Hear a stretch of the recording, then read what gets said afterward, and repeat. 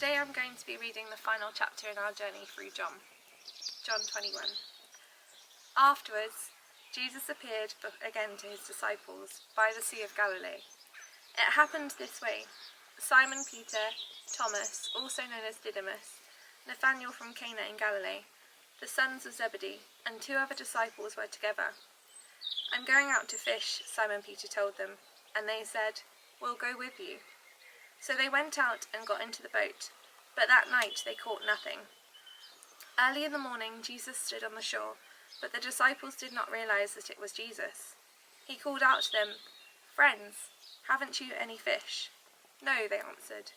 He said, "Throw your net on the right side of the boat and you will find some." When they did, they were unable to haul the net in because of the large number of fish. Then the disciple whom Jesus loved said to Peter, "It is the Lord."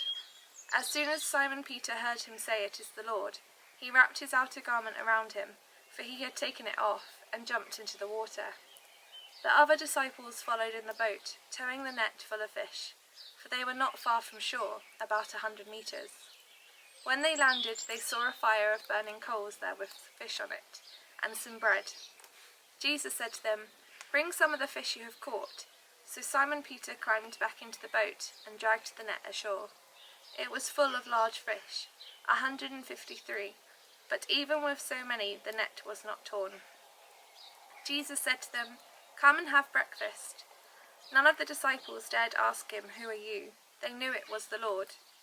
Jesus came, took the bread and gave it to them, and did the same with the fish. This was now the 3rd time Jesus appeared to his disciples after he was raised from the dead. When they had finished eating, Jesus said to Simon Peter, "Simon, son of John, do you love me more than these?" "Yes, Lord," he said. "You know that I love you." Jesus said, "Feed my lambs." Again Jesus said, "Simon, son of John, do you love me?" "Yes, Lord," he answered. "You know that I love you." Jesus said, "Take care of my sheep." The 3rd time he said to him, "Simon, son of John, do you love me?" Peter was hurt because Jesus asked him the 3rd time. "Do you love me?" he said. "Lord, you know all things. You know that I love you." Jesus said, "Feed my sheep. Very truly I tell you, when you were younger, you dressed yourself and went where you wanted. But when you are old, you will stretch out your hands, and someone else will dress you and lead you where you do not want to go." Jesus said this to indicate the kind of death by which Peter would glorify God. Then he said to him, "Follow me." Peter turned and saw that the disciple whom Jesus loved was following them. This was the one who had leaned back against Jesus at the supper and had said, "Lord, who is going to betray you?" When Peter saw him, he asked, "Lord, what about him?" Jesus answered, "If I want him to remain alive until I return, what is that to you? You must follow me." Because of this, the rumor spread among the believers that this disciple would not die. But Jesus did not say that he would not die. He only said, "If I want him to remain alive until I return, what is that to you?"